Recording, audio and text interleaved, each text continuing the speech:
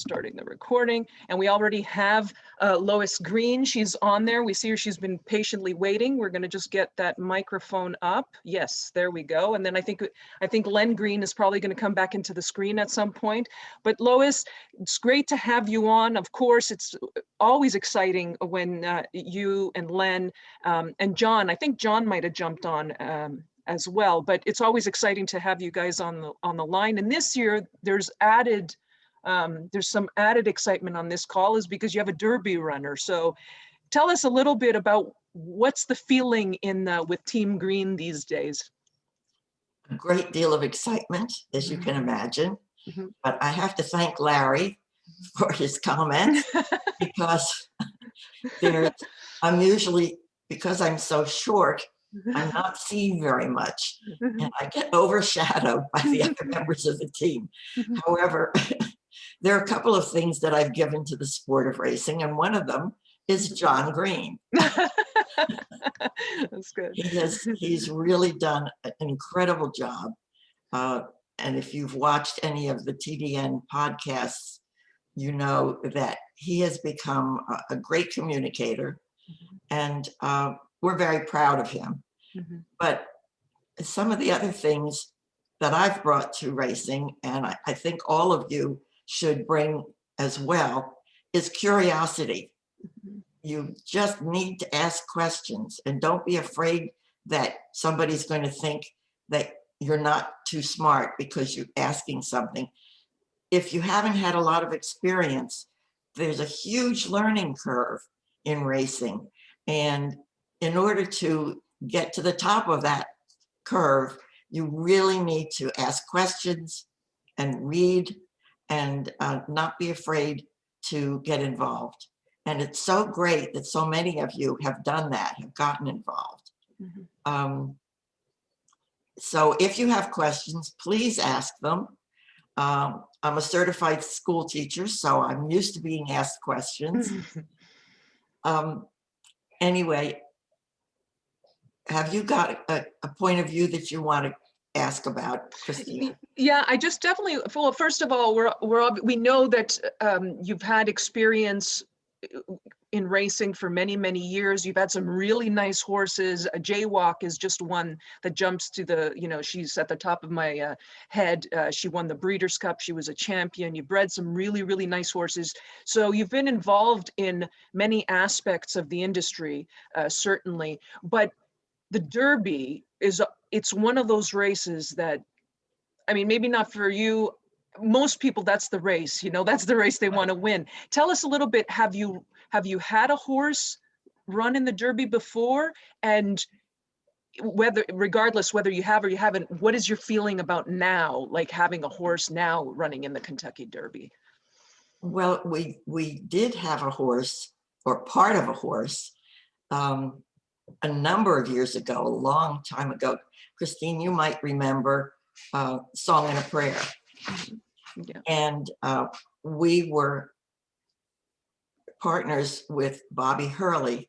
We didn't have we didn't choose the horse, but Bobby contacted us and said, "Would you like to be part owner of this horse that I bought?" And Len said, "Sure, let's do it." And so that's how we were part of it. But it's not the same this time. This time we've done the research, done the pedigree work. Jon has done a tremendous amount of that for us, and found a horse that turned out to be a potential Derby horse. And it's so much more exciting this time. And truthfully, as I said before, ask questions, learn as much as you can, as much as you want to. I actually attended a one-week summer course at Cornell Vet School so that I could learn more about the physiology of horses, their anatomy, and how to bring them to their highest level of achievement through feeding them properly and training them and making sure they get all of the vet care that they need. So eventually, I became the intermediary between the veterinarians and us, so that when the trainer said, well, the horse has this problem, and this is the vet who diagnosed it, I was able to speak to the vet and understand what they were talking about and discuss with them, or ask questions of them, and maybe improve the outcome. And so that was one special thing that I have brought to the Green team. So that's part of it. But I would welcome questions about anything that the members are interested in finding out. Okay, if anybody has a question as we're going along, please feel free to, oh, I think Shane does. Hold on a second. Okay, Shane, you're on. Can you hear us, Shane? I think you might be muted on your end, Shane. You might still be muted. Yeah, I think, hold on a second. We're gonna try to get Shane on there. It sounds like it's staticky. I think you might be just muted on your end, Shane. As soon as we get that up, we will, we'll go to Shane. I know he's trying to ask you a question, but so I guess, oh, hold on a second. I think Shane is gonna try to, he's gonna email us. He's gonna email me the question. We'll see what happens now. Okay. Yeah. Aaron, do you have a question? Oh, is Aaron waving at us too? No, I was going to mention that Mrs. Green, getting back to what Larry said, she deserves a lot of the accolades of being part of the DJ team. In fact, I never knew this. One day we were flying. I'm gonna give a 2-second story. We were flying somewhere with the Greens. I was with them, and Mrs. Green took out of her little bag this piece of paper. She had a chart with every horse track that they own, and I thought that was really impressive. And she still keeps it by hand and color coordinated. And I agree with Larry. She should get some press. If anyone should get some, she definitely should. So I hope that Saturday late afternoon, there's a reason why she gets some press. Yeah, exactly. We all hope that. We all hope that. But who now? So is there a division of labor, so to speak, within Team Green in terms of, one person is maybe a little bit more involved with the pedigrees, one person might be more involved with the sales, or is it pretty much depending on, who? Is it Jon? Jon, I know he also manages a DJ stable, so he does some of that stuff. So who does what exactly in the team? There's no question that I'm in charge. It's a really good mix. Jon does a tremendous amount of analyzing the pedigrees, and on the breeding end of it, deciding who our broodmares should be bred to, and making the arrangements for those. Len does evaluation of the race results and information, more along the lines of analyzing the specific races, and should the horse be going further, should the horse be on a different surface, and that sort of thing. And as I said before, I do a lot of the, not the veterinary work, but the discussions with the vets and the trainers about the physical conditions of the horses. And you have to understand, this is an easy sport, okay? You have a horse, okay, who's up in Canada, wins a couple of races. The trainer says, we're gonna leave him up here and we're gonna win the Canadian championship. And what happens? It snows. Okay, let's find another race for it. Let's find a race out in Oakland or something like that kind of thing. Fine, we ship the horse out there. Another weather disaster. Okay, so now what do we do? Okay, we got to find a turf race because this horse is a turf horse. We've analyzed it. Okay, the mother was a turf. Everything counts toward turf. Okay. Except there's a dirt race down in Tampa somewhere, okay? So let's go down to Tampa. Well, we're a little bit late because the leading jockeys down there were already taken, kind of thing. Yeah, but we have Jose, who used to ride for us for 30 years, starting in Monmouth, kind of thing. And he's very happy to race our horse, okay? Except you actually take the long way around sometimes. All right. So everybody says, "Are you sure your horse can go the Kentucky Derby distance?" It went that down in Tampa. The next thing, now you've won Tampa. What's your next race? Because you have to have a prep race. Everybody has a prep race, right? Oh, Except for us. We're not going to have a prep race. We're going to work our horse into it. And I think it's a lot of fun.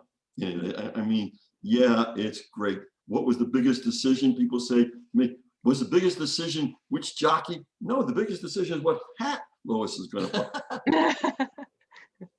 and it wasn't easy. There are very few milliners in New Jersey. So that was a problem. So I sure hope that all of you get that opportunity to do something like this. But I gotta tell you, proven strategies is just as exciting to us sometimes as this is. You don't want to get too excited because you know you're going to be 30 or 40 or 50 to 1 kind of thing. And when somebody said to me, "What do you think of your horse? It's going to be 50 to 1." I said, "I'm going to do the same thing that our friend Mattress does. I'm going to bet $1 million on the horse, so it won't be 50 to 1. Some people don't think that's a good idea. That's right. So again, that's in humor. But you know, I've had such a good relationship with you people on it that I'm a little bit surprised that there aren't more questions. Come on. There's somebody now. Somebody's mic is also up, and I'm not sure if they just logged on or if they actually wanted to ask a question. They're with a 203 number, and I see Shane also wants to ask a question. Shane, are you on the? No, Shane. Shane. Yeah, Christina, I called in. Oh, perfect. That's you. Okay, go ahead. Go ahead. So you stole my first question because I was curious about the division of labor. Okay. So now I'm going to ask an easy question for Lois and Mr. Green. Do you have any superstitions for Saturday? So I have my Green Company horse. Okay. I have my entrepreneur playbook. Oh my. And because Aaron's good luck, I got my vegetable potato pancakes.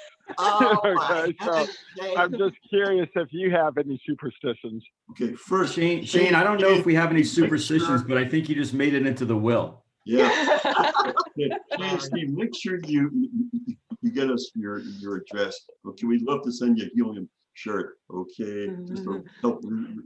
Yes, Larry and Shane definitely get the address, your address to us. Yeah, well, I will do. I'll take care of that. So there's no superstitions. There's nothing that we're thinking that this time around that we're going to try to, to hopefully help. Because like racetrack people have a tendency to be pretty superstitious at times. I have found. So Well, do you have any? The one that I have is whenever somebody asks me if we have a horse running in a big race, I do give them the name, but I always tell them don't bet on the horse because I feel very guilty if the horse doesn't do well. And you have to remember that if you win 20% of the time, you're in the top 5 or 10 owners. And when you think about it, winning 20% of the time means you lose 80% of the time. And we really don't want to be responsible for somebody betting on a horse because there are so many things that can happen during a race. Okay, yes, we are superstitious. Okay, Jon Green said, "Dad, I realize it's the middle of tax season, but come down to Kentucky, we're going to win." Okay, you can't talk after it wins because I have my speech already. So that's the deal. Okay, we're very comfortable. Okay, because win, lose, or draw. Okay, we are doing an opportunity to be in that kind of situation, and that's a rare thing to do, kind of thing. But I think we've done it before, and we did it in the Breeders' Cup. So you sit there and you say, hey, you know what? There's a chance. You're there. If you're not there, you can't win. Okay. So again, that's the story. Okay. We don't have to be superstitious. Okay. The horse said he's going to win. That's all I do. So speaking of the horse, how's Helium doing? What have we been seeing with him? Because he hasn't raced since he won the Tampa Bay Derby.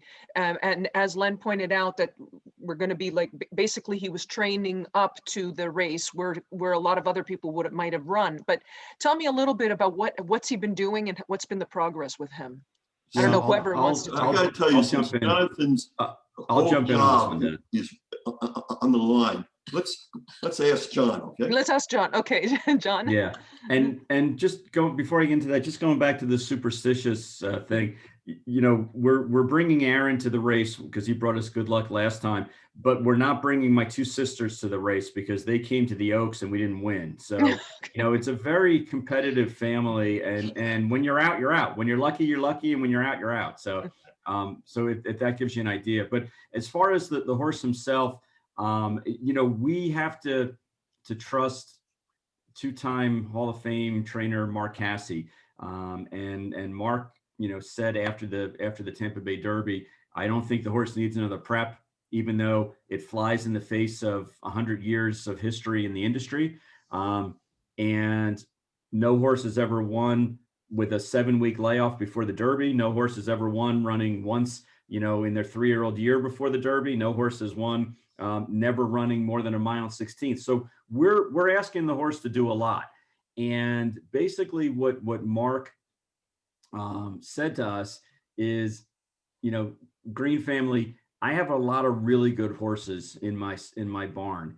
Let's bring the horse back to my home racing and training center, and I'm going to have him compete against other graded stake winners, older horses that are grade 2, grade 1, grade 3 winners. And it's going to be medal on medal training. If he can beat those horses in the morning and he can beat those horses galloping and breezing, then that's going to be better than him going through the ringer of running in the Bluegrass or running in the Arkansas Derby or having to ship another place to an unknown, you know, racetrack and expect him to jump through the hoops. So as long as you're willing to kind of give up on some of the purse money that he can win, I can get him ready for this race. And you know what? The guy's a 2-time Hall of Famer for a reason, and he's won a lot of great races. And it kind of flies in the face of conventional wisdom as far as what other people have done. But we really feel like that we have a fresh horse, and that if he improves, you know, to the extent that we hope he's going to, then he's going to be a major competitor. That being said, there's 20 horses in the race. And if you know from driving in traffic around here, sometimes you get lucky and you pick the easy pass lane, and sometimes you get bogged down and you're stuck behind the 20-year-old Toyota, you know, Cressida that has its hazards on. So we need a little bit of racing luck also, in addition to, you know, having the talent to win a race like this. You make an excellent point, John, which is that I've noticed this with Todd Pletcher, I've noticed it with Chad Brown, and you also mentioned it with Mark Casse. When trainers have, again, when I was handicapping and I was doing that for Gulfstream, what I've noticed is when certain trainers have the ability, because they have so many horses and they have like a pretty good amount of good horse, like graded horses, let's say graded stakes winners or grade 1 winners, they tend to have a pretty good grasp on what they have. And so a horse that might be a maiden, they have a good idea what they have and how to place them and how to spot them, because they have other horses that they can work them against in the morning, so they'll get that good impression. So that's a great point, John, because I've noticed it. I see it with many of the top trainers. Most of the top trainers, they tend to spot them really well because they have something else to basically measure them against. But I think you're right. It does fly against in the face of convention in terms of training them up to, and we haven't drawn yet for the Derby. And again, whoever wants to take this, I don't know if John wants to take this. What's the ideal post position for Helium? You know, really with him, the nice part about Helium is that he's so versatile. He's one going to the front, he's one sitting off the speed, and he's one coming from behind. So we're not as concerned with him about the actual, you know, post position. We're not praying that he gets a number, or that praying against a number. Honestly, I think what it really comes down to is he's versatile enough where it's not going to matter if he's in the 1 hole or he's in the 19 or 20 hole. We just want him to have kind of clear, you know, riding, and that's really up to Julien, you know, Leparoux, and also the way that the race unfolds. So unlike other races where you're really hoping and praying for a specific number or for, a couple of numbers, I can honestly tell you that whatever the outcome is tomorrow, it's not really going to be a deal breaker or a huge amount of encouragement. The horse, just has got such a good temperament and such a versatile racing style. It really honestly doesn't matter at all where he is, as long as he's in the gate, on Saturday. Okay. And now, and I think, and Christina, sorry, I will say one other thing, because you did ask about superstition, and we're number crunchers by trade. You know us all, from Dad's accounting firm and what we talk about on the podcast. We always talk about the figures, and I'm gonna cringe and knock wood when I say this, but right now, the Monday before the Derby, one horse is gonna win, and one horse isn't gonna make it to the entry. There's always, in the past 15 years, there's been a horse that has scratched between entry and race day. So you have just as good of a chance to win right now as you do to not make it into the starting gate. So that's really what we're focusing on, is just getting the horse to the starting gate at this point. It doesn't matter what number is over his head or what number is on his saddle cloth, as long as he gets in. okay. So now what's the plan for this week? I don't know who wants to take this question. What is the plan for this week? What are the travel plans? Like, are there any parties that we're going to go to? Are there no parties because we're still like, what is the plan that we think for both horse and for humans? Yeah, for the people, there's no, because of COVID, they really cut down on the number of festivities that are out there. But Aaron, if you want to unmic yourself, anytime you fly somewhere with Aaron, you go to, it's always a party. So it's always good. But Aaron is actually going to be, with us for the events. We're leaving on Thursday, and we hit the ground kind of running. And I think Aaron is going to take us to a comedy club and then to the races. And then what are your plans, Aaron?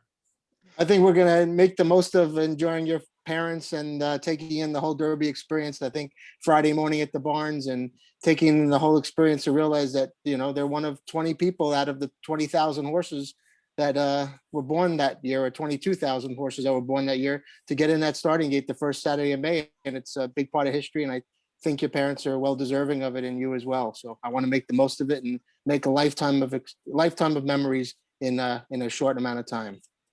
And of course, Aaron's being modest because Friday morning he's supposed to muck stalls and hot walk some horses because he wants the real thrill of being involved. I'm just happy they're going to take me home, because my first Derby experience, I didn't get taken home. My parents sent me home on the bus because I said something obnoxious. So yeah, I'm just happy the green. Yes. You got to tell that story.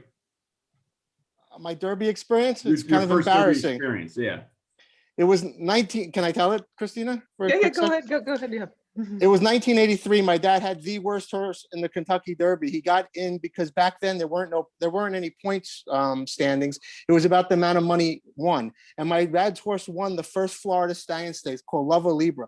They clocked the race with a sundial. That's how slow this race was. And from the time he won that till the time he got to the Derby, he never won another race, but he did have enough earnings to get in. So it was the week of the Derby. My parents, we drove there. We're not flying there like the Greens. We went with the car, and my mom's hat was in the back of the seat. My brother and I were squeezed in the back seat, and my dad left us there. He went back to New York. He flew back.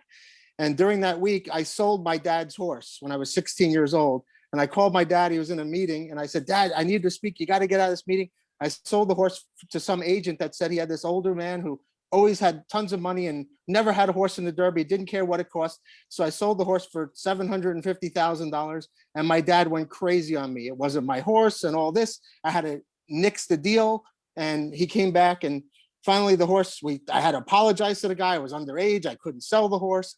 And the horse ran 18th in the Kentucky Derby. And I remember the skies opened up, and we were driving in the car, and we were squeezing the back, and I threw my mom's hat out the window, so we needed more room in the back seat. And my dad said to me, "I took my boys to the Kentucky Derby. What are you going to do when you do it for your kids?" I said, "I'm not going to be dumb enough to turn down the $750." And the next thing I know, my dad drove me to the Louisville Greyhound bus stop. He went inside and bought me a ticket and sent my ass home on the bus. Wow. Which, by the way, was 22 hours long. That's strong. But he was there at the Port Authority to pick me up at midnight the following day. That's strong, by the way. Go, Dad. So the The Greens have assured me no matter what I say or what I do, I will be getting my ride back home on the plane. So thank you, Mr. and Mrs. Green, for that. That's a great story. That's a that's a funny story. That's a great story. Well, actually, Jon, thank you for making him tell that story, because that is a good story. Oh, that's one of my all-time favorite Aaron Yagoda stories, and believe me, there are thousands of them, but that is one of my all-time favorites. So now, I guess, does anybody else have a question at this point about the Derby? Specifically, we're talking about the Derby or Helium, or even for the Greens. Oh, Larry, hold on a second. Okay, hold on a second. Let's get that. Let me try to unmute you guys. I think I need you to actually unmute it. Hold on a second. We need you guys to unmute it. Hold on a second. I think that's happening. There you go. You're up. You're up, Okay, Mark. Marguerite here. Marguerite. I have a question for Mr. Leonard Green. Are you going to be wearing what I can only assume you consider your lucky outfit for the Kentucky Derby? Speaking of, because I know what it is from experience at Saratoga and Belmont. It is khaki slacks, a maroon polo shirt, and a beautiful navy blue sports coat. You have been very attentive. Wow, wow, wow, wow. And of course, the same underwear, because I got that. So is Very there a attentive. You're special, very, there's very a special suit, a special Derby suit? No, this is my winning suit. Okay, I only use it for big occasions.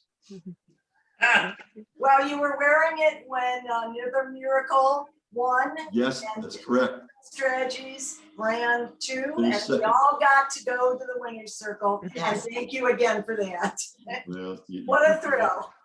You're welcome. Marguerite, the truth of the matter is that Dad actually has a dozen of those outfits that are just numbered 1 through 12 in his closet, because once he knows that something works and it matches, he just does it redundantly over and over again. So.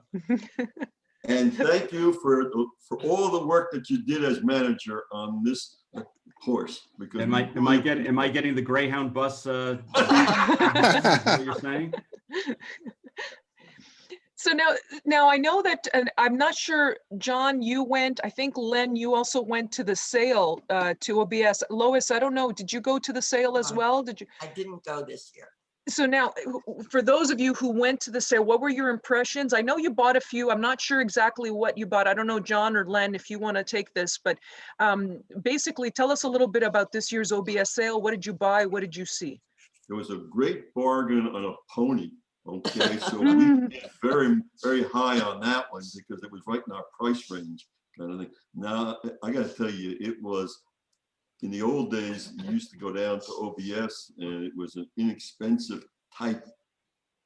This one was very, very prime and very, very expensive. I think in total, we must have looked at, there were 1,000 some odd horses. Okay, and I bet that we looked at 1,000 horses in total because there wasn't any horses we missed, kind of thing. And then we got to a short list. Okay, and then Jon gave me how much he wanted to spend. Okay, so I said, well, and that's the case, I'll take a plane right home because I don't think anything we can get, okay, is in that price range. And then Jon took over. Mm-hmm. And then Jon, Jon, are you? Christina, I would say just like the March sale that occurred a few weeks ago, because of COVID, there was so much pent up, buying interest, and the horses that were being sold, were originally purchased as yearlings during COVID, and people were very uneasy about what was going to happen. So the yearling prices of this group that just sold was much lower than what it had been in previous years. And that kind of perfect storm of less expensive horses and a lot of pent up frustration and buying interest equates to horses being way overpriced.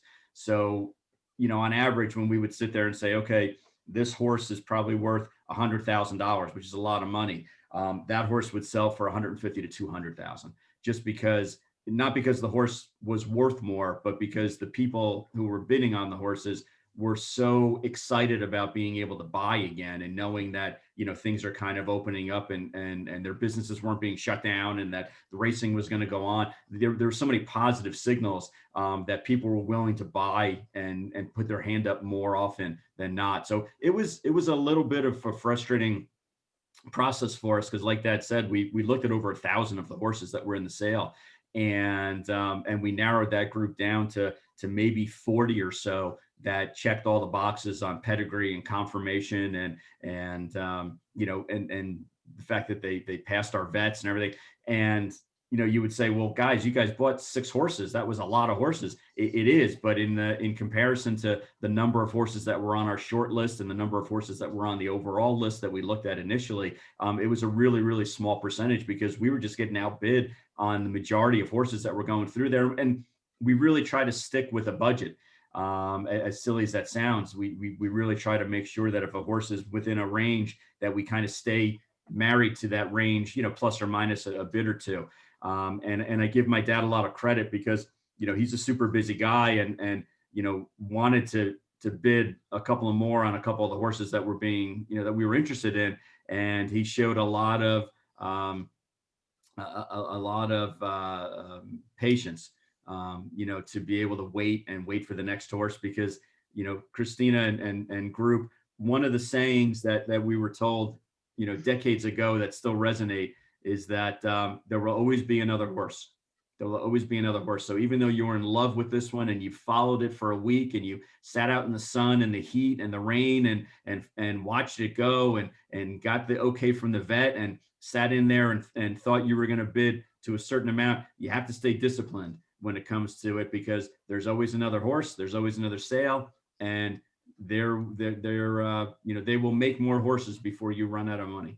Yeah, that's certainly true. And now, what did you buy? What were some of the pedigrees? If you could tell us maybe like the top 2 that you bought, if you can tell us about that. Yeah, we bought. We really wanted to stick with a commercial pedigree in the sense that if you are lucky enough and fortunate enough to get some black type, that you'll have a chance to sell the horse for as much or more than what you bought it for. So from a sire power standpoint, we bought an Empire Maker, an Arrogate, a Munnings, and a couple of Nyquists, equal number of Colts and fillies. And then those are all going to Mark Cassie. And then with Linda Rice, we actually bought, it's going to sound redundant, but we bought an Ironicus. And that one's a New York bred. And that one is going to come up to Linda in the next couple of weeks. And Mom and Dad, you don't know this yet, but the Jockey Club just came back and approved the name. I will announce it to everyone here so you can put it in your stable watch. But with the idea that we were going to continue to name the Ironicuses after elements and things on the periodic table, she's a gray filly, and we named her Carbon. Okay. Oh, good. And that's approved. Okay, good. Okay, and that was approved. Yep. And Christine, if I could just add something and to add, which is a great lesson, which John just talked about, is I think John and Mr. Green, but John, really thought about a second, what if this horse hits? What's my exit strategy? And he bought those pedigrees that if any one of these hits, whether one of the fillies hits or one of the Colts hits, that they can get a big multiple on that, as opposed to people that have bought horses in that similar price range that no matter what, I mean, there's horses that sold at that sale. If they win their first race in Saratoga, they'll get the same offer as what they sold for at the sale. And I think that a good lesson for everybody, including myself, is to like John had is that secondary plan of, what if this horse hits, we could have a multiple of millions of dollars. And I think he did that by buying the right type of pedigrees and sire lineage. So I just thought that John should emphasize that a little more, that it was really well thought out. Okay. You're right, Aaron. It's like a chess game. And when you have a broodmare and you want to breed her so that when you sell the yearling, don't forget that's 2 years down the road. So you really have to think ahead, which stallion is still going to be viable in the sales ring 2 years from now. So John has done a great job with figuring all of that out and getting us ahead of the game. And it's a long a long game. Mhm. You know, a few years, 2 years is a short time when you're in the breeding business. And actually The with, other hand, if I can interrupt. sorry, go ahead, Mr. Green. Yeah, interrupt a second. That's all well and good now, but when we were starting out, okay, we were buying horses from sires that you never heard of, like Yeah. Pancho Villa and Ironicus and Cross Traffic. Okay, and we ended up being the first winners for those sires. So I think in starting, okay, I still think back to how we started, and you start by having a group of friends get together and you buy a horse. And that then gradually goes forward, and you can get some great buys from horses that are out of first year sires who haven't done anything yet, because those horses are not that expensive, and yet you have an opportunity. So I think you look at things at different stages, okay? And while this is very exciting going down to Kentucky, okay, I look to see our stable, and we have claimers, allowance horses, et cetera, kind of thing. So, you know, you got to be realistic about it and have some fun. If you don't having fun at this game, you're not going to the races and really have a passion and enjoying it, I mean, then maybe there's another business for you, kind of thing. Maybe, okay.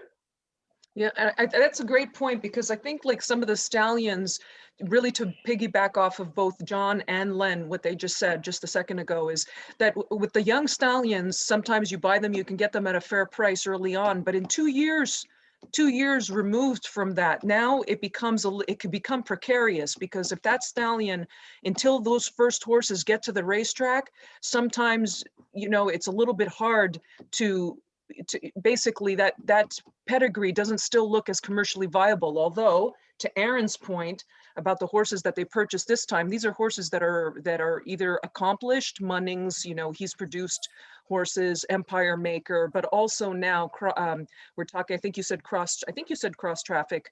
Some of the younger Nyquist, and Nyquist now his first horses have run, so he has some street cred too. So it's very interesting, that game. It's interesting to buy first crop sires, but 2 years from now they may be worth, you know, 5 times that, or they may not be worth anything because of, you know, how the stallion's gonna And proceed. Christine, I'll just jump in with one more thing, and Yeah. and you also have to be conscious of what the marketplace is right now. When Empire Maker, you know, came back to the States a couple of years ago, he was standing for $100,000, and he was a champion, and he produced a couple of champions, and you couldn't buy one of his horses for under $250,000. It was just really astonishing. And over the past couple of years, really the past 2 years, he hasn't had that big grade 1 winner in comparison to some of the other stallions. And he's cold again in accordance with the general public. You know, they think that maybe he's past his prime. He's 21 years old now, and you know, he hasn't produced a champion in a couple. It's a very "what have you done for me lately" kind of industry. So out of all the horses that we bought, he, you know, that Empire Maker colt that we purchased probably has the most pedigree and the best genes, you know, gene pool possible. But he was, other than the Ironicus, he was the least expensive horse that we bought, because the general public is saying, "What have you done for me lately?" So you really have to be conscious of it and almost fly in the face of what the general industry feels like. I mean, you know, Empire Maker is probably one of the best stallions that's out there right now. He just doesn't have a Derby horse this year, nor did he have one last year. So people are a little bit cool on him. And the Tappets and the Intermischiefs and the Nyquists are the ones that are going to bring all the money right now, because they have horses that are running in the Oaks and the Derby and grade 1 races. So, you know, you can't fall into that trap of, well, the general public doesn't feel like this is a good horse. Believe me, if this horse ends up winning a grade 2, he'll do well. You're training your horse the same way against public opinion? I'm sorry, what was that? I said, are you using that same philosophy on how you're training your Derby horse? Yeah, we're gonna have him. We're gonna play Eye of the Tiger every morning. We're gonna have him drink, you know, eggs in a blender, and tell him that he's not only slow and comes from a bad family, but his mom, gave up on him, and he's ugly. I actually think Jon was a genius because, if Helium gets beat, he could always blame history. Listen, this horse only had one prep race. He only ran, Exactly. All those things. And my dad didn't wear his khakis and his maroon Right. shirt, all those things that we have built-in excuses already. Yeah, definitely. Now, so I have a question, and I'm sure somebody's going to ask this in the next few minutes. Is with Proven Strategies, he ran on Saturday. I spoke with Jon briefly just to get your input. But if I don't know, Len, I don't know who wants to touch on this one, but just maybe just to give us an update on Proven Strategies and also their thoughts as to Saturday's race and the elusive quality. Yeah, I'll jump in and give just a quick one. The good news is the horse is sound. The bad news is that I don't think that the way that he was ridden was probably, to his strength. I think that it was a little bit to his detriment. Manny Franco rode him for the first time, which is always, difficult when you get a rider on the horse for the first time. The main thing is that he came out of the race okay, and we're gonna kind of take a step back and figure out what to do with him, because he hasn't run well the past couple of times. Part of it was a bad management decision on my part. Part of it was maybe a bad ride on the jockey's point, but we're gonna have to regroup on him and kind of figure it out. And Christina, it's a legitimate question, because sometimes when horses go from their 2-year-old year to the 3-year-old year, they continue to develop and continue to improve and can still run in those, graded stake races as 3-year-olds. And sometimes when they go from 3 to 4 and they have to go against older horses, which is the biggest jump that they're ever going to have to, face in their careers, sometimes they're not able to handle, that level that they were running in previously. So I'm not saying Proven Strategies is a claiming horse by any stretch of the imagination, but I think that we have to do a little bit better job. I have to do a little bit better job of kind of managing him and managing expectations going forward, because maybe he's not a graded stake horse or a Belmont stake horse, in the near future, with the way that he's running right now. That's me being kind of alarmist and being brutally honest. But I think that we just, Mark and I need to sit down and kind of get a better game plan for him and figure out what to do, because just like we've always said, you have to be nimble and you have to, recognize where your horse's talents are and where their strengths and weaknesses are. Yeah, well, and he was facing I'm sorry, Mrs. Green. If you look at the stretch run again of that race, you will see that in the final part of the stretch run, he's cut off. He's on the rail and he's cut off by other horses, and he has to get pulled back. So he really lost the race at that point, which is probably the last 16th of a mile, which is unfortunate. But again, the big bullies pushed him back and took over the rail, and he had nowhere to go. Mm-hmm. He still only lost by 3.5 lengths, I believe, or less than 4 lengths, I think the chart said. Well, it was also a competitive race. The horses that he was up against were actually very competitive. It was a very competitive group, and it looks like, would he have won? Probably not. I think the horses came back on him, like, they probably took away his path a little bit sooner than he was, he was kind of, I don't think he was really going to win at that point, but I think they took away his path a little bit sooner. So he just was forced to check like that. So I thought it was pretty dramatic. I agree with you. And also, I saw the members were having like a very spirited conversation on Twitter about, his chances and the pace. And I thought, I thought of Dwayne Lucas, who says, who famously says, don't take away something from a horse, don't take away what comes naturally or what comes easily. And obviously speed comes easily to Proven Strategies. And that's why I think, Jon, to your point that you were making, and also that quote you gave us yesterday or the day before, was pointing to that, you probably wanted him to just get up and go on with it a little bit rather than to be taken back like he was in the early going. Oh, I don't know if John's mic is on. So actually, Larry, I see that you have a question and your mic is on. Or I don't know if it's Larry or Marguerite, whichever one of you have a question. I'm going to ask the question, but it's for Marguerite. Okay. And the question is to Lois, like, describe your hat, because we're going to be looking for it.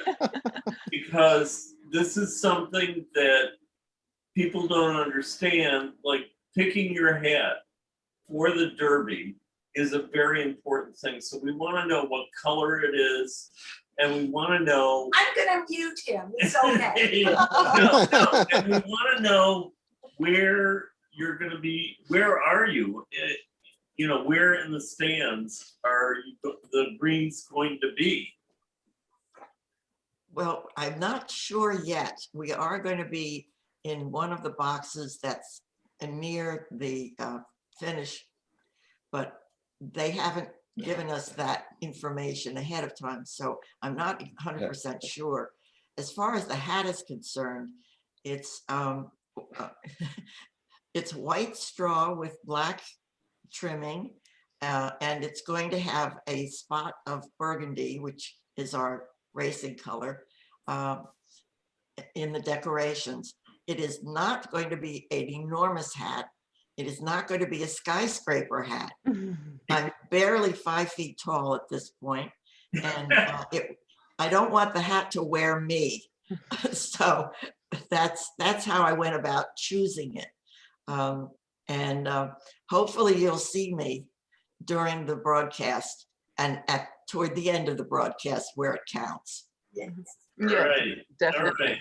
Yeah, definitely. And those boxes are those, if you're in the boxes, I think you're talking about like on those owner boxes down near they're fabulous. They're really, really nice.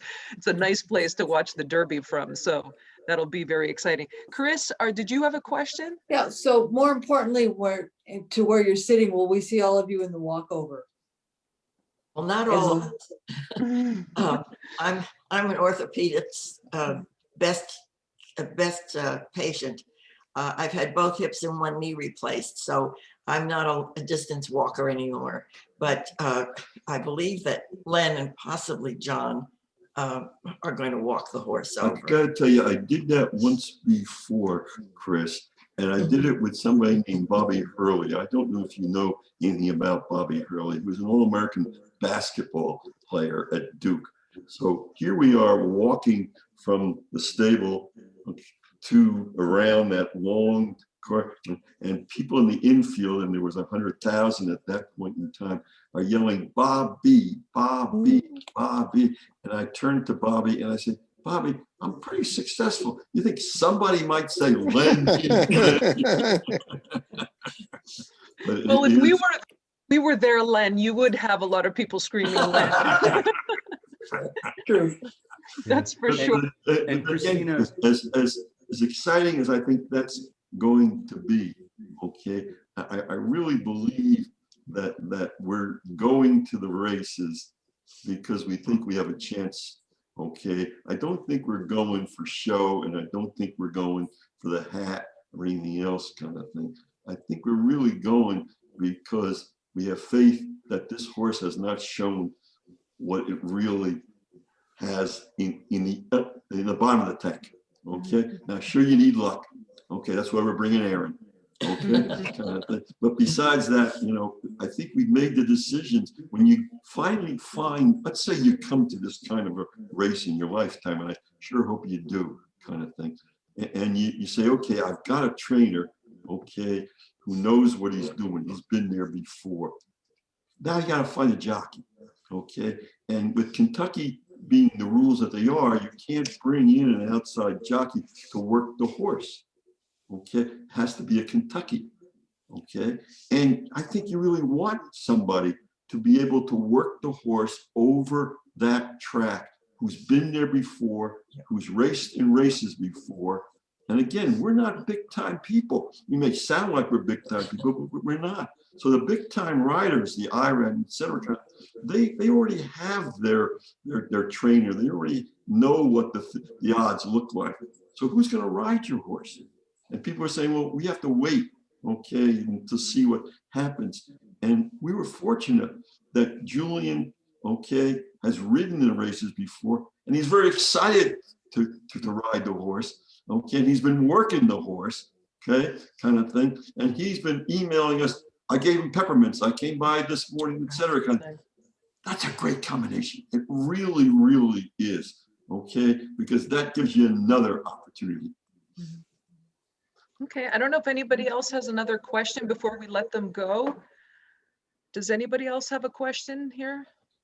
No, I'm gonna contact John though, because for the club, there is a possible claim on Thursday in the third race. So we are looking to Okay. claim something.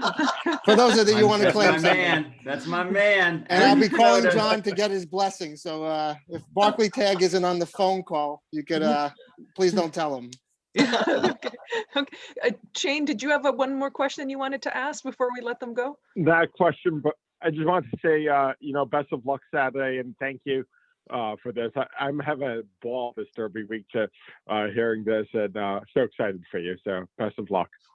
Thank you so very Yeah, much. go Thank Helium. you, Cub. We appreciate it. Thank you. Well, Thank thank you, you Bob. very much. I mean, honestly, we've just had such a great ride with the Greens, specifically over the last 2 seasons. And obviously we race with the Greens. We have proven strategies, but we just really do want to wish you the best of luck. We're all going to be rooting for you, of course, the entire team. And so you'll have from all over the country, you'll have people rooting for you, but good luck guys and have fun. More importantly, have fun at the Derby. Thank you, Christine. Thanks so much, Thank you guys. very We much. really appreciate it. Nice Okay. job, man. Okay, thank you everybody. Bye, everyone. And we'll be in touch. Obviously, we'll speak soon and we'll have our next meeting, and of course I'll give you a heads up for all the new members on. Welcome first of all, and I hope you enjoyed today. And we'll have these pretty much roughly once a month, and maybe sometimes even a bit sooner. And of course, as soon as we can have events, we're going to try to set up and start with events for this year. So hopefully Belmont time, I don't know, we haven't heard anything, but hopefully we'll try to set something up. But anyways, everybody have a good one. Thanks for joining and good luck this weekend. Thank you. Thank you.